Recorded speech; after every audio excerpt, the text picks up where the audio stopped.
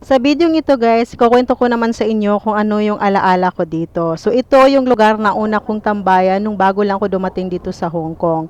Dahil nga, Sunday, day off na kaagad at wala naman akong kakilala, wala akong pera at hindi ko rin alam kung saan ako pupunta. So ito yung kauna-unahang lugar kung saan ako laging nandito, laging nagtatambay. Hindi naman ako nalulungkot o naboboard tuwing nandito ako dahil maraming batang naglalaro dito at marami ding mga kagaya kong nagde-day off na dito lang din nag-stay. Ito ay napakalapit lang ng sa building kung saan ako nakatira at nandito rin yung school ng alaga ko at pagkatapos ng klase nga niya at naglalaro siya sa playground. So kaya nalaman ko ang lugar na ito.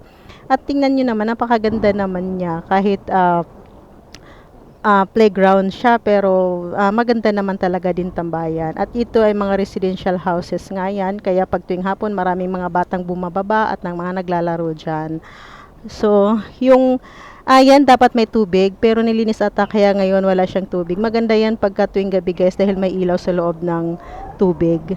So, yun lang guys ang kwento sa lugar na to. Kaya bawat video na pinopost natin, meron talaga yung mga alaala. At ito naman ang alaala ko sa lugar na to.